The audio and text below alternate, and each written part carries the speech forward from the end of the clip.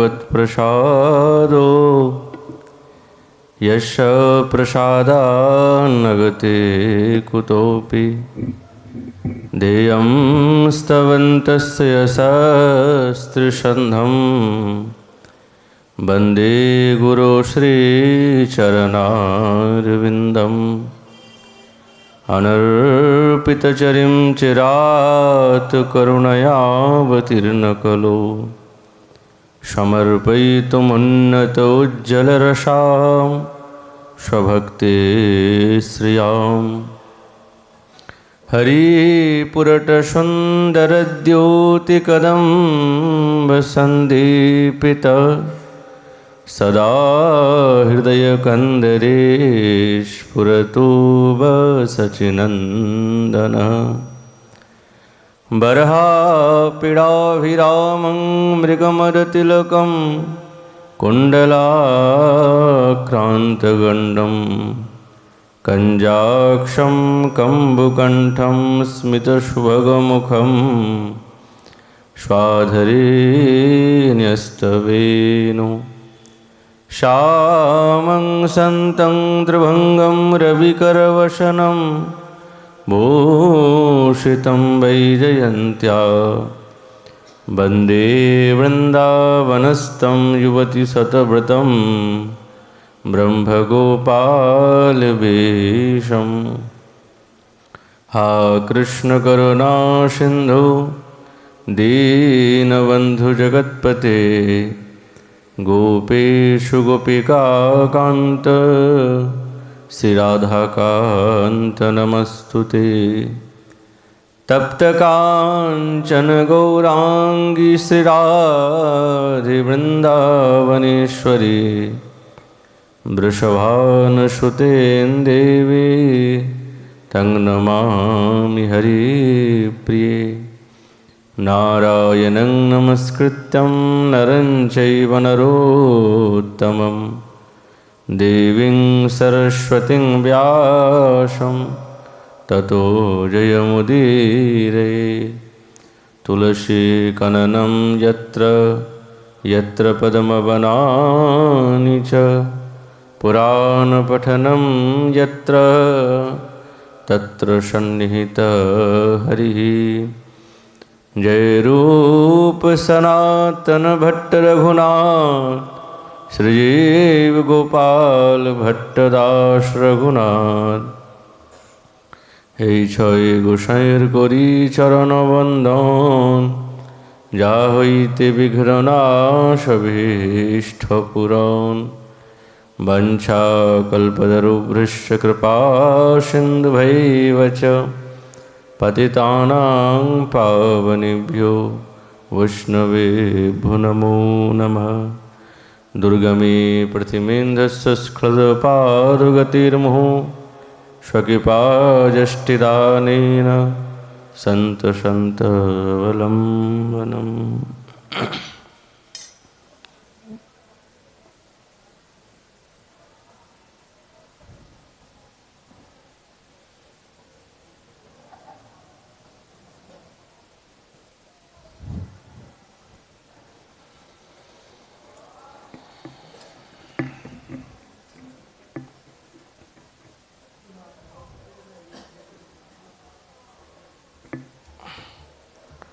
ओम नमो भगवते वासुदेवाय। श्रीमद्भागवत महापुराणम् अथ श्रीवेणुगीतं। बर्हापीडं नटवरवपु कर्णयो कर्णिकारं बिभ्रदवासकनककपिशं वैजयन्तीं च मालां। रन्ध्रान् वेणुरधरसुधया पूरयन् गोपवृन्दै बृन्दारण्यं स्वपदरमणं प्राविशद्गीतकीर्ति। कलयुग पावन अवतार नदिया बिहारी लाल श्री कृष्ण चैतन्य महाप्रभु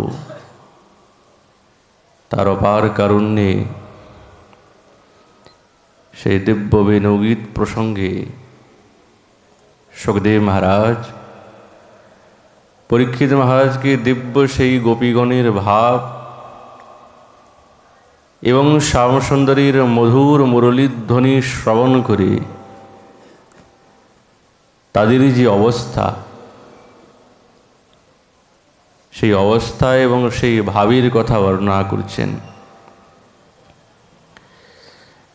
বেণুর শ্রবণে ব্রজসুন্দরীগণের হৃদয় গোবিন্দকে পাওয়া এবং তার সঙ্গে সাক্ষাৎকার করার খুবই লালসা জেগেছে। এই লালসা কম না, খুবই সুদৃঢ়, খুবই। কেননা আমাদের আচার্যগণ যেই ভাব এবং যেই ভঙ্গির কথা বর্ণনা করছেন, দিব্য এবং অপ্রাকৃত। আচার্যচরণ বলছেন, বড়হা পীড়ং নটবর বপু कर्णयों कर्णिकारम बिभ्रतवास कनक कपिशम वैजयंतीम च माला रंध्रान वेणुरधर सुधया पूरयन गोप वृंदै वृंदारण्यम स्वपदरमणम प्राविशद गीत कीर्ति।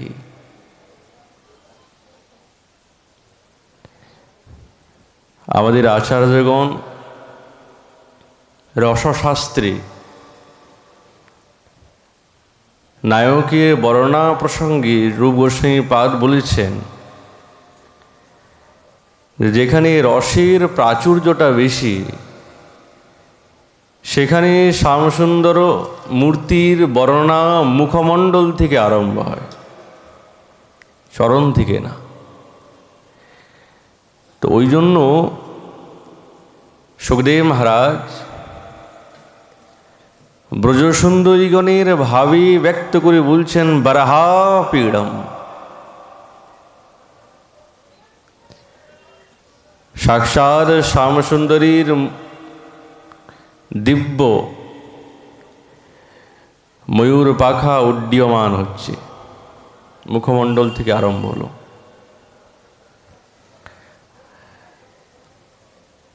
আজ সাক্ষাৎ বৃন্দাবনেশ্বরী সেই বাঁশির শব্দ শুনে তিনি যে একবারে আত্মহারা হয়ে গেছেন। মরি মরি যাই শ্যাম বাঁশিয়া নাগরে, কুল ছাড়া বাঁশিটি কলঙ্ক হইল মোরে, নীতি নীতি ডাকে বাঁশি রহিতে নাহি ঘরে, মরমে সন্ধান দিয়ে হৃদয় বিদরে, মরি মরি যাই শ্যাম বাঁশিয়া নাগরে। শ্যামসুন্দরীর অনেক প্রকারের রূপ আছে। আজ যে ঠাকুরানী রূপেতে মুগ্ধ হয়েছেন তিনি হচ্ছেন বংশীধারী ত্রিভঙ্গী মঠাম। ওই জন্য বলছেন, মরি মরি যাই শ্যাম বাঁশিয়া নাগরে, কুল ছাড়া বাঁশিটি কলঙ্ক হইল মোরে। এই বাঁশির কারণে শব্দ শ্রবণ মাত্রেই আমার যে অবস্থা স্থিতি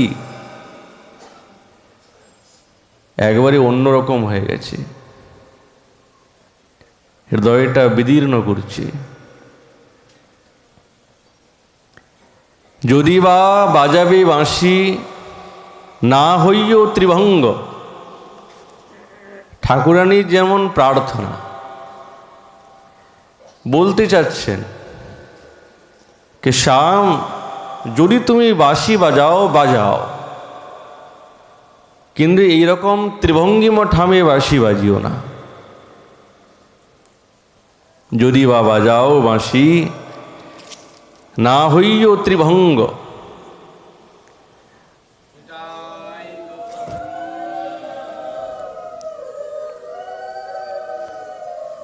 কুলবতীর ব্রত কুলবতীর কুলব্রত না করিও ভঙ্গ।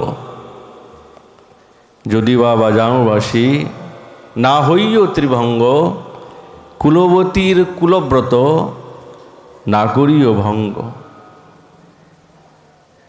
তোমার এই বাঁশি শুনে কুলের ভয়, লাজ, লজ্জা আমাদের কিছুই নাই, কিন্তু আমাদের তো নাই। কিন্তু গৃহে আরও যারা আছে তাদের তো পথে পথে বাধা দিচ্ছেন এবং কত রকমের সমস্যা। শাশুড়ি খুরের ধার, তার যে বাণী কথা একবারে কর্কশ, সবসময় সন্দেহ করে, এবং ননন্দির জ্বালা, সে বারবার নালিশ জানায়, ওই দেখো ওই গেল তোমার বৌমা, মরমের মরম ব্যথা নাহি জানি কালা। কিন্তু সেই কালা তো এই মরমের ব্যথা জানে না। ওই ত্রিভঙ্গিম ঠামে ওই কদম্বের তরুতলে মন্দ মন্দ নিজের দিব্য অমৃত মিশ্রিত করে বাঁশিটা বাজায়, আর থাকা যায় না। নিরমল কুল ছিল তাহে দিল কালি, তাতে তুলি মাথে নীলু কলঙ্কের ডালি। মরি মরি যাই শ্যাম বাঁশিয়া নাগরী। দ্বিজ চণ্ডীদাস বলে শুনো রাজার ঝি, বাঁশিয়া দংশিল তোমায় আমি করিব কি।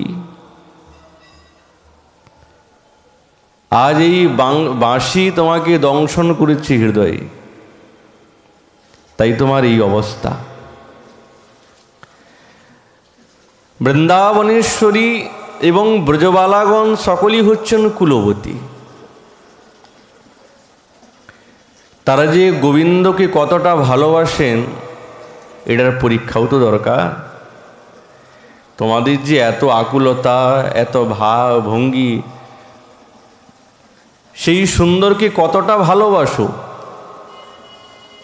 বুঝে এতটা ভালোবাসি তার কোনো সীমা নাই। আমাদের প্রেম অসীম, কোনো সীমাতে বদ্ধ হবে না, কোনো সীমাই তো না, অসীম। এখন এই যে গোবিন্দের প্রতি তাদের ভালোবাসা, সাক্ষাৎ রসিক শেখর চূড়ামণি, সাক্ষাৎকার বা অসাক্ষাতে বা গুণ শ্রবণে মাতৃ ব্রজসুন্দরীগণের হৃদয়ে যে আলোড়িত হয়, এটা একটা দিব্য রূপে। কিন্তু জগতের কাছে তুলে ধরেছেন পৌর্ণমাসী দেবী। দেখি তো এই ব্রজসুন্দরীগণের যে এত ভাব, বাস্তবিক কি সত্যই? এটা পরীক্ষা করি। এই পরীক্ষাটা হচ্ছে প্রেম পরীক্ষা। পৌর্ণমাসী দেবী এসেছেন, বৃন্দাবনেশ্বরী প্রণাম করলেন, রায়কে দেখে বলছেন, রায় আমি জানি তুমি এই ব্রজের মধ্যে সাধ্বী খ্যাতা, সকলেই জানে তুমি সাধ্বী।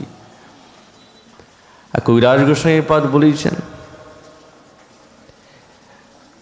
যার পতিব্রতার সাধ্বিত্ব সত্যভামা এবং অরুন্ধতী ইত্যাদি সকলেই কামনা করেন, যার সৌন্দর্য লক্ষ্মী ইত্যাদি কামনা করছেন, তাহলে বৃন্দাবনেশ্বরী সাধ্বী পৌর্ণমাসীর এই বলছেন, আমি জানি এই ব্রজমণ্ডলের মধ্যে তোমার মতন সাধ্বী কেহই নাই, তুমি বিখ্যাতা। কিন্তু কানে কানে শুনছি তুমি কোনো কৃষ্ণের প্রতি এত আসক্ত হয়েছ? আমি শুনেছি, আমার কানে এসেছে, তার প্রতি আসক্ত তুমি হয়েছ। এটা তো ঠিক না। বৃন্দাবনেশ্বরী বলছেন, বড়াই মা, তুমি যা কথা বলছো সবই ঠিক, কিন্তু আমি করব কি বলো? সেই শ্যামাত্মা ধূর্ত, বড় কপট, কিছুতেই আমার পেছন ছাড়তে চায় না। এতে কি আমার দোষ? কিছুতেই পেছন ছাড়তে চায় না, সবসময় যেন ছায়ার মতন আমার সঙ্গে সঙ্গে চলে। যেখানে যাই সেখানেই যায়। কি করবো বলো? আর আমি যদি বাধাও দেই তো বাহু প্রসারণ করে আমাকে বাধা দেয়, সামনে এসে দাঁড়ায়। তাহলে বড়াই, তুমি বলো কি করব?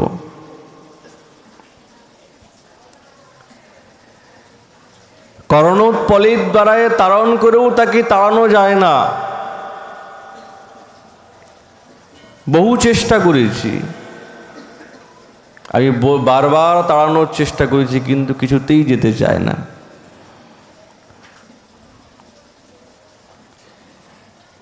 বড়াই মনে মনে ভাবছেন, তাই তো, আমি যদি চিৎকার করি তো সঙ্গে সঙ্গে করপল্লবের দ্বারায় আমাকে আচ্ছাদন করে নেয়। আমি আর ভয়ে চিৎকার করতে পারি না। আমার সঙ্গে ছায়ার মতন থাকে, কিছুই করা যায় না। রঘুগোস্বামীপাদ বিদগ্ধ মাধবী বলছেন, বৃন্দাবনেশ্বরীর এই গোবিন্দের দিব্য রূপের স্ফূর্তিটাই হচ্ছে সাক্ষাৎকার।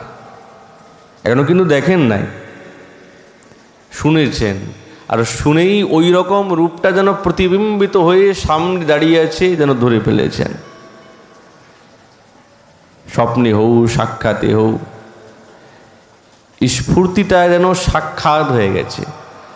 কেননা বৃন্দাবনেশ্বরী যাবতীয় চিন্তন, মনন এবং ধ্যান সবই কিন্তু একবারে সত্য, মূর্তিমন্ত।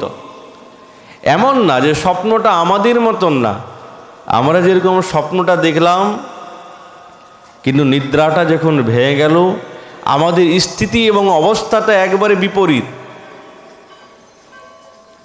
কিন্তু বৃন্দাবনেশ্বরীর স্বপ্নটাও সাক্ষাৎ। শিররূপচরণ বলছেন, সাক্ষাৎ। বৃন্দাবনেশ্বরীর আক্ষেপ অনুরাগে বলছেন, যত নিবারি চিত নিবারণ যায়, আন পথে ধাই পথ কানু পথে ধায়, এছাড় রসনা মোর হইল কি বাম, যার নাম না লইব লয় তার নাম। যখন প্রেম নায়িকাকে একবারে সর্বোৎকৃষ্ট দশাতে পৌঁছে দেয়, তখন সে না নায়কের প্রতি তার অবহেলনা প্রকাশ পায়। কিন্তু বাস্তবিক এটা অবহেলনা না, এইটি হচ্ছেন মাধুর্যভাবের একবারে শেষ সীমা। নায়িকা নায়কের প্রতি অবহেলিত্ব প্রকাশ করে, তাড়িয়ে দেয়, তার কথা শুনতে চায় না, তাকে দেখতে চায় না। এর মানেই এইটাই বোঝানো যায় যে তার কথা ছাড়া সে আর থাকতে পারবে না, তাকে না দেখে তার নয়ন অস্থির হয়ে যাচ্ছে, তাকে স্পর্শ না করে তার অঙ্গ নানা রকমের ভাব প্রকাশ করছে। এটাই হচ্ছেন ভাব, বাধাত্মক সমর্পণ। একটা শব্দ বলেছেন বাধার্থক সমর্পণ। বাধা, নিজেই বাধা দিচ্ছেন, মানা করছেন, কিন্তু বলতে যাচ্ছেন না না তোমাকে ছাড়া থাকতে পারবো না। ওই জন্য বলছেন এছাড় রসনা মোর হইল কি বাম, যার নাম না লইব লয় তার না। আমার জিহ্বাকে বলেছি তুমি তার নাম নেবে না, কিন্তু আমার জিহ্বা তারই নাম নেয়। দেখুন মানা করছেন, কিন্তু ইন্দ্রিয়গুলো এমন তৈরি করেছেন, বৃন্দাবনেশ্বরী সাক্ষাৎ শ্যামসুন্দরের রূপ এবং মাধুরীময়ের দ্বারায় গঠিতা, তো সবসময় তারই নাম নেবে, তারই চিন্তা করবে। শিরায় শিরায় বৃন্দাবনেশ্বরীর শ্যামসুন্দরীর দিব্য মাধুর্য চলছে, প্রতি শিরায় শিরায়, প্রতি রোমে রোমে। তো তাকে ছাড়া তো আর কিছু করা যায়? এছাড় নাসিকা মুই যত কুরু বন্ধ, আমি নাসিকা বন্ধ করেছি যাতে শ্যাম গন্ধ আমার এই নাসিকাতে প্রবেশ না করতে পারে। কিন্তু আমি তো বন্ধ করলাম, নাসিকেন্দ্রিয় কি সেটা আমার কথা শুনবে? তবু তো দারুণ নাসা পায় শ্যামগন্ধ। শ্যামসুন্দরীর অঙ্গগন্ধ তার নাসিকার মধ্যে প্রবেশ করছে। যার কথা না শুনিব করি অনুমান, কিন্তু হায় পরসঙ্গ শুনিতে আপনি না যায়, আপনি হি যায় কান। ধিগ রহু এছাড় ইন্দ্রিয় সব, সদা সে কালিয়া কানু হয় অনুভব। বড়াই কি বলছেন, বড়াই মা কি করবো বলো তো, আমার সমস্ত ইন্দ্রিয় কেবল শ্যাম নাম, স্বামীর গুণ, স্বামীর অঙ্গগন্ধ, স্বামীর দিব্য অপ্রাকৃত অমৃতময় নবীন মদনের দিব্য রূপ দেখতে চায়, দেখে নেয়। এতে কি আমার কোনো দোষ? আসলে শ্যামসুন্দরীর শ্রী অঙ্গটাই সেই রকম তৈরি, সম্পূর্ণ অসমূর্ধ রসের দ্বারায়, মাধুর্য রসের দ্বারায় গঠিত শ্যামসুন্দরীর শ্রী অঙ্গ, প্রতিটি অঙ্গে অঙ্গে। আমাদের পদকর্তা তারা নিজের ভাবের উদ্গার প্রকাশ করে বর্ণনা করছেন। জানো আমাদের শ্যামসুন্দরীর রূপটা কেমন? কেননা এই রূপ দেখেই তো শুনে শ্রবণে দেখে ব্রজসুন্দরীগণের হৃদয় অস্থির হয়ে গেছেন। বরহা পীড়াং নটবর বপু কর্ণয়ো কর্ণিকারম। আর এমন ভাবে বর্ণনা করছেন, দেখুন কর্ণয়ো কর্ণিকারম, এক জায়গায় দ্বিবচন দিয়েছেন আর এক জায়গায় এক বচন। কর্ণিকারম, কর্ণয়ো দুইটি কান, কর্ণিকারম একটা কর্ণিকা, কন্যের ফুল, কন্যের কলকে ফুল। কুণ্ডলটা কেমন? আচ্ছা বনের দেবতা তো, তিনি বনের লতা পাতার দ্বারা সুসজ্জিত হয়। গোবিন্দকে সোনা চাঁদি হীরা মুক্তোর মুকুট পরালে শোভিত হন না, শ্রীরূপ চরণ। তিনি তার এই রসতত্ত্বের ব্যাখ্যাতে বৃন্দাবনের নবীন মদনের বর্ণনাতে কোনোদিন কোনো সময়ই ঐশ্বর্যের প্রকাশ করেন নাই, সবসময় শুদ্ধ মাধুর্যটাই লাগিয়েছেন। ওই জন্য গোবিন্দের স্বরূপই হচ্ছেন বনের দেবতা। ওই জন্য বনের লতা পুষ্প পাতার দ্বারা সুসজ্জিত। তাহলে দুইটি কানেতে কর্ণিকাতে कर्णयो कर्णिकारम, एक जगह द्विवचन एक जगह एक वचन, এখানে দ্বার্থবোধক প্রকাশ পায়। এক তো হচ্ছে যদি সুখদেব মহারাজ এমন ভাবেতে প্রবেশ করেছেন, এমন ভাবেতে প্রবেশ করেছেন, ওই ভাবেতে আর ব্যাকরণের বিষয়ে ব্যাকরণের দরকার হয় না। যেখানে ভাব চলে যায়, ভাবের শেষ সীমাতে যখন ভাবে পৌঁছে যায়, তখন আর বৈয়াকরণিকের প্রয়োজন থাকে না, তখন যা বলবে তাই রসময় হয়ে যায়। কিন্তু সুখদেব মহারাজ এমন রসেতে প্রবেশ করেছেন, বাস্তবিক রসের কথা, তো তিনি সেই রসের ভাবে প্রবাহ করতে করতে বলে দিয়েছেন। আর না হলে গোপীগণ গোবিন্দের রূপমাধুরী দর্শন করে তারাই এই ধরনের বর্ণনা করেছেন। আরেকটা কি, আরেকটা সিদ্ধান্ত এসে দাঁড়ায়, গোবিন্দ তো তিনি যখন গোচারণে যান, এ তো গোচারণের সময়ের কথা, গোচারণে যাচ্ছেন, সেই দিব্য মূর্তি তারা দর্শন করলেন। এইটাও লক্ষ্যীকৃত করা হয় যে কোন কানে তিনি কর্ণিকা পরেছেন ইঙ্গিতের জন্য। দুই কানে পড়লে তো আর বোঝা যাবে না, ওই জন্য এক কানে পড়ে যাতে ব্রজসুন্দরীগণকে ইঙ্গিত দিচ্ছেন কোনো লীলার কথা। এই তিন প্রকারের ভাব সাধকের হৃদয়ে আসতে পারে। কিন্তু সুখদেব মহারাজ ভাবে প্রবেশ করেছেন, নাহলে ব্রজরামাগণ। আর অন্তিমে গোবিন্দ ব্রজসুন্দরীগণকে ইঙ্গিত দেওয়ার জন্য দুইটি কর্ণেতে একটি কুণ্ডল পরেছেন, ইঙ্গিত দিচ্ছেন, সমর্থন জানাচ্ছেন। সেই শ্যামসুন্দরের রূপ তাদের মনে লেগে গেছে কেন? তিনি কি এমন সুন্দর? হ্যাঁ মহারাজ, এমনই সুন্দর তিনি। সুধা ছানিয়া কেবা, ও সুধা ঢেলেছে গো, তেমনি স্বামীর চিকন দেহা। সুধা ছানিয়া কেবা, ও সুধা ঢেলেছে গো, তেমনি স্বামীর দেহা। আমাদের পদকর্তা সখী ভাবেতে ভাবাবিত হয়ে বলছেন, অমৃতকে ছেনে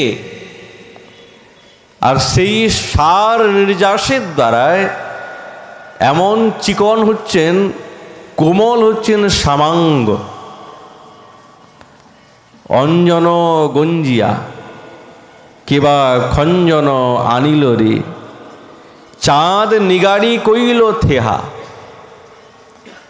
অঞ্জন গঞ্জিয়া, গঞ্জিয়া বলতে লাঞ্ছিত করে। অঞ্জন, অঞ্জন মানে কাজলকেও লাঞ্ছিত করে। এবং তাহলে বৃন্দাবনেশ্বরের অঙ্গকান্তি হচ্ছে নবজলধর মেঘকান্তি, সামাঙ্গ। এবং খঞ্জন আনিল রে, খঞ্জন নীলকণ্ঠ পক্ষী।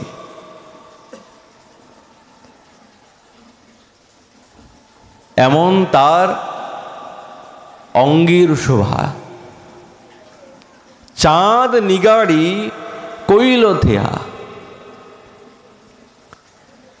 যেরকম চাঁদকে নিষ্কাশিত করে, নিষ্কর্ষ করে স্থির করেছেন। থেহা মানে স্থির।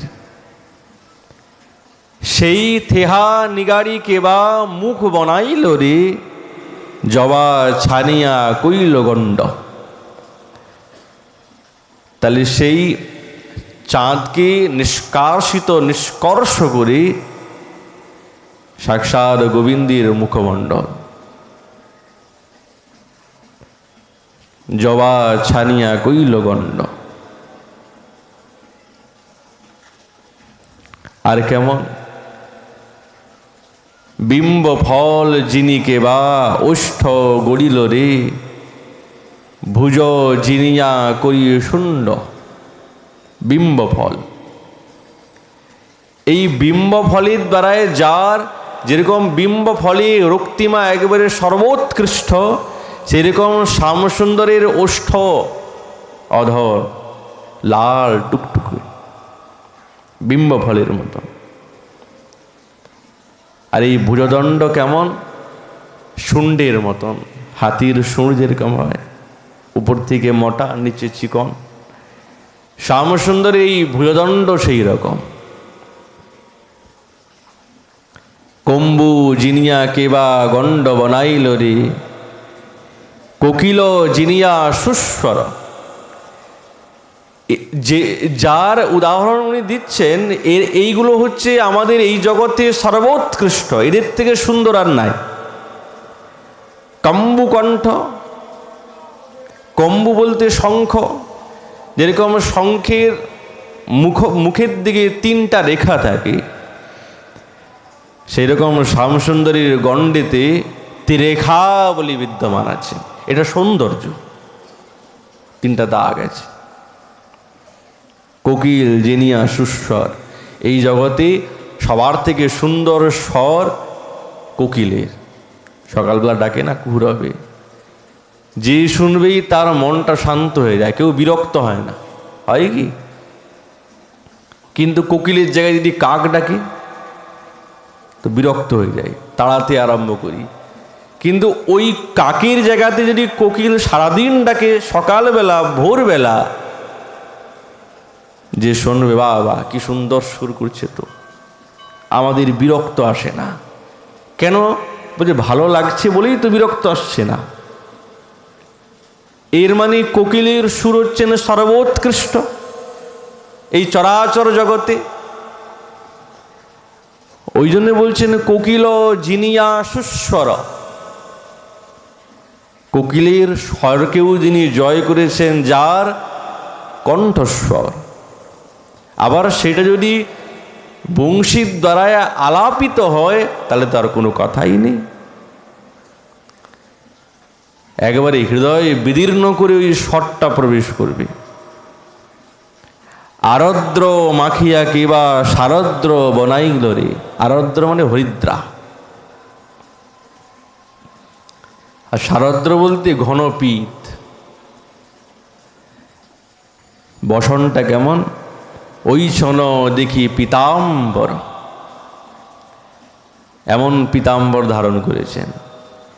বিস্তার পাষাণে কেবা,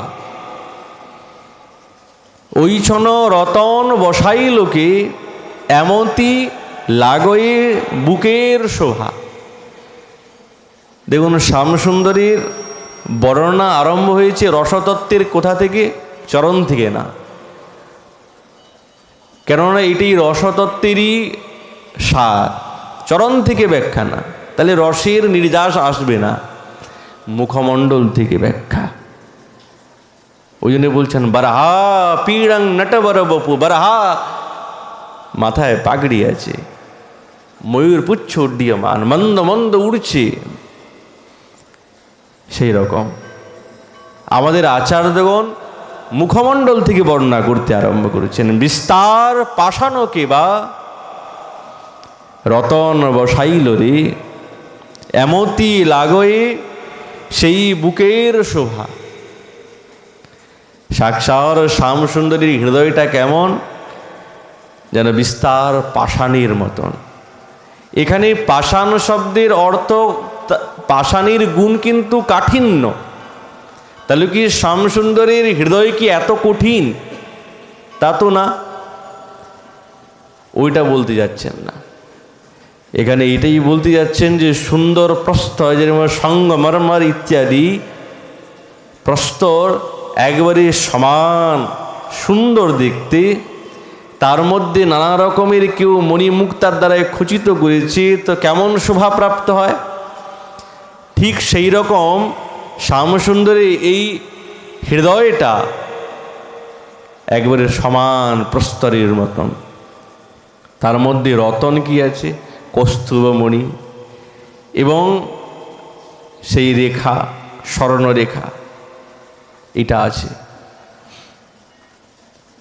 দাম কুসুমে কেবা সুষমা করেছে রে, এমতি তনুর দেখি শোভা। আদলি উপরে কেবা অর্পণ বসাইল রে, ওইসন দেখি উরুযুগ। এমন হচ্ছে শ্যামসুন্দরীর অঙ্গ। তো বলুন তো, এমন শ্যামসুন্দরীর অঙ্গ যারা দর্শন করেছেন তারা কি আর স্থির থাকতে পারে? থাকে না। এটি হচ্ছেন লীলা প্রাচুর্য। আজ ব্রজরামাগণের হৃদয়ের যে আকাঙ্ক্ষা, কেবল যে বেণুস্বর শ্রবণ করে তা নয়, ওই রূপটাও দেখে। কেন শ্রবণের পরে শ্রবণের ভাবটা তবেই তো জেগেছে যখন রূপটা জেনেছেন। তাই তো বলছেন, বরহা পীড়ং নটবর বপু কর্ণয়ো কর্ণিকারম বিভ্রদবাস কনক কপিশম বৈজয়ন্তীম চমালা। ব্রজরামাগণ, ব্রজসুন্দরীগণ সাক্ষাৎ রাধা ঠাকুরানী, যার হৃদয়ে কৃষ্ণময়ী, কৃষ্ণ যার অন্তরে বাহিরে, যাহা যাহা নেত্র পড়ে তাহা কৃষ্ণ স্ফুরে। গোবিন্দের স্ফূর্তি পাচ্ছেন। আর মঞ্জুরিগণ সেই লীলাকে ফুটিয়ে তুলেন। এই দিব্য রস, দিব্য লীলা মঞ্জুরিগণ ফুটাচ্ছেন। আমাদের শ্রীপাদ আচার্য চরণ, ইনারা তো নিত্য সিদ্ধা মঞ্জুরিগণ। তারা সেই রাধা গোবিন্দের ওই কুঞ্জর মধ্যে প্রবেশ করে সেবার পরিপাটি লাভ করে বৃন্দাবনেশ্বরীর হৃদয়ে, কেন ইনারা হচ্ছেন রাধা স্নেহাধিকা মঞ্জুরিগণ, বৃন্দাবনেশ্বরীকে প্রসন্ন করাটাই হচ্ছে ইনাদের সেবা। শ্রীপাদচরণ মঞ্জুরি ভাবে তুলসী মঞ্জুরি তিনি বিশাখার কাছে শিক্ষা লাভ করেছেন নৃত্য এবং গান। কেমন সেবা দেখুন কুঞ্জেতে। বিশাখার কাছে শিক্ষা করেছেন নর্তন এবং গান। তিনি হচ্ছেন এই নর্তন এবং গায়নের মধ্যে পারঙ্গতা। ওনার মতন গান বাজনা কেউ করতে পারবে না। গন্ধর্ব গন্ধর্বীগণও তার কাছে কোনো পাত্তা পায় না, কোনো পাত্তা নেই বিশাখার কাছে। আচ্ছা, এই কথা শুনেছেন বেদিকাতে বসে আছেন তো বৃন্দাবনেশ্বরী এবং শ্যামসুন্দর। এই কথা এখন জানতে পেরেছেন যে তুলসী বিশাখার কাছ থেকে গান এবং নর্তন শিখেছে। রাই বলছেন, শোনো, তুমি আমাকে একটু গান শোনাও না দেখি, কেমন তুমি গান জানো, একটু শোনাও আমাকে, আমি শুনবো।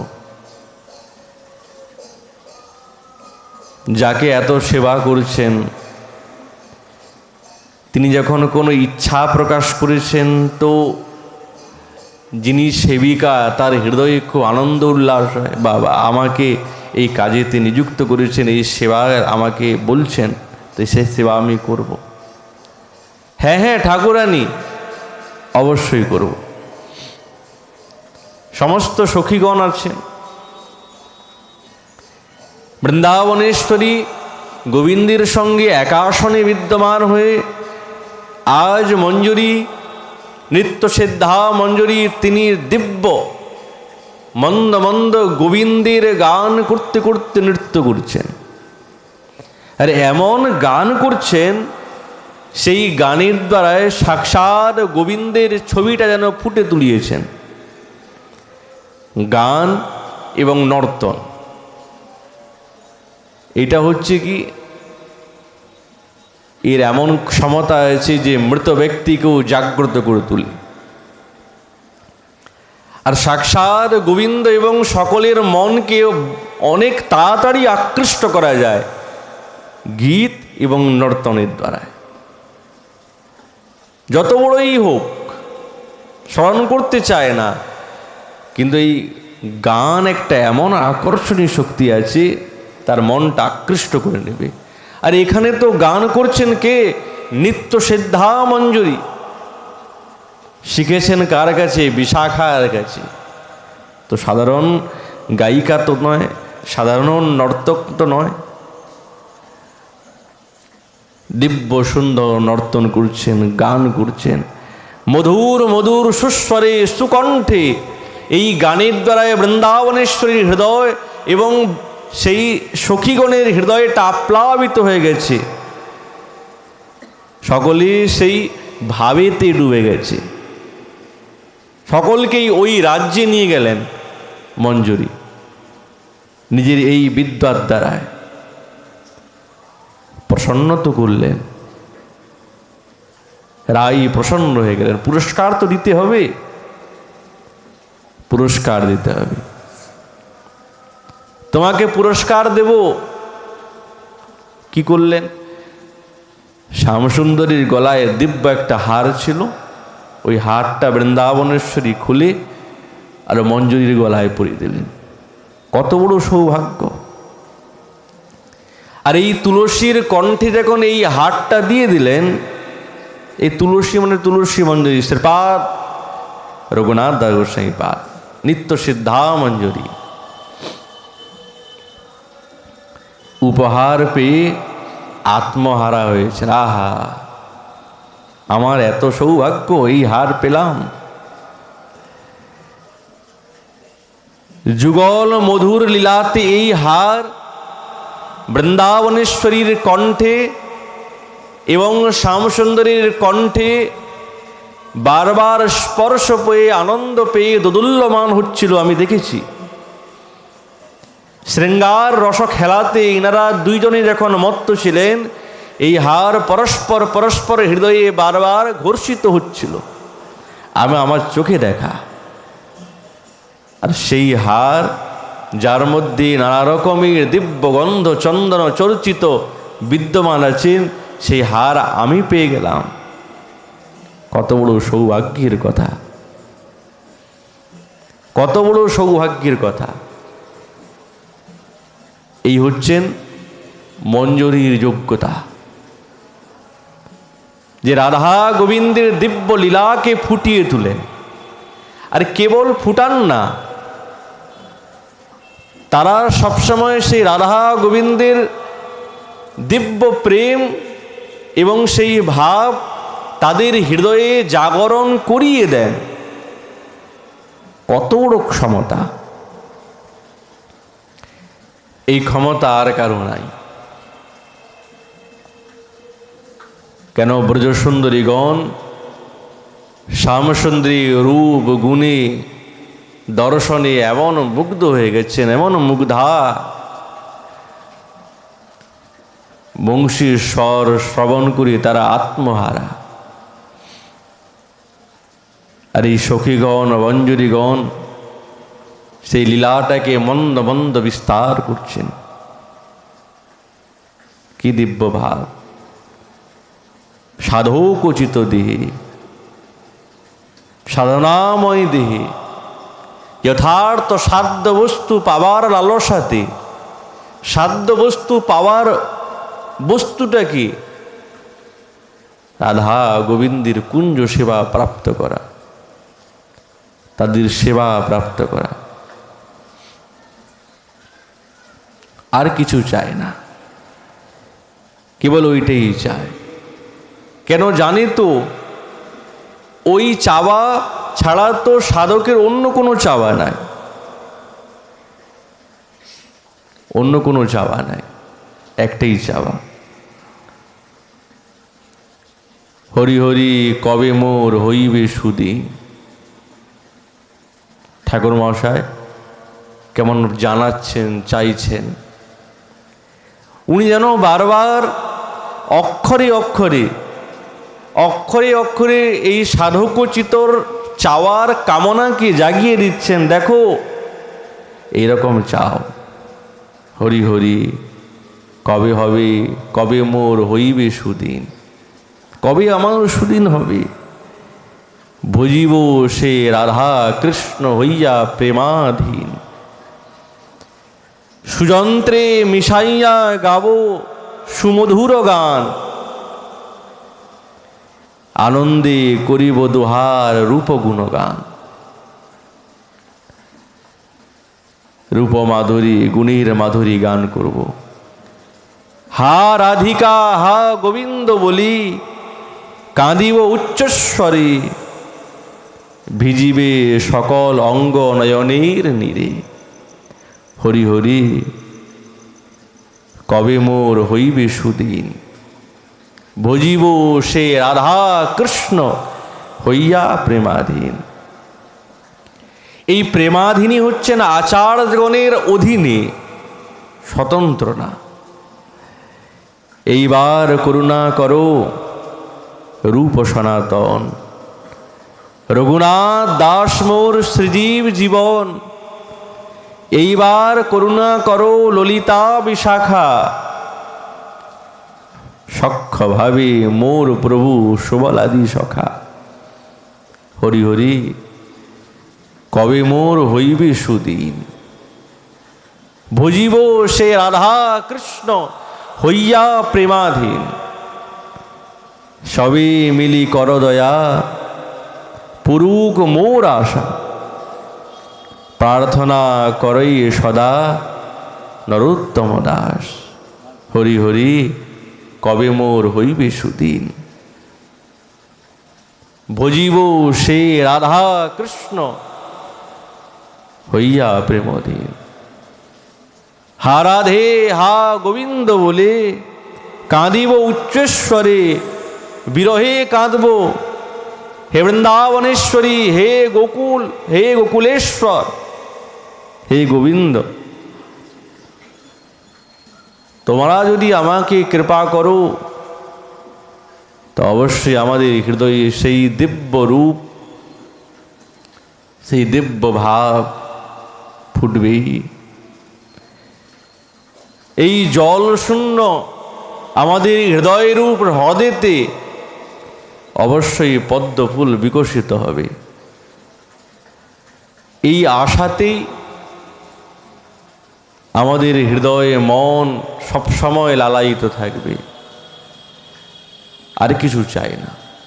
আর এইটাই হচ্ছেন মঞ্জুরি সাধনার সুর। এই সুরেই চলতে হবে, এই সুরেই গান করতে হবে, অন্য কোনো সুরে আমাদের গান হবে না। হা রাধিকা হা গোবিন্দ বলি, কাঁদিব উচ্চস্বরে, ভিজিবে সকল অঙ্গ নয়নের নীরে। হরি হরি কবে মোর হইবে সুদিন, এই প্রার্থনাই করব। এই বলে আমাদের ভাগবতী কোথায় এখানেই বিশ্রাম। মহাপুর কৃপা হলে আগামীকাল আবার এই বিষয় আলোচনা হবে। নিতাই গৌর হরি।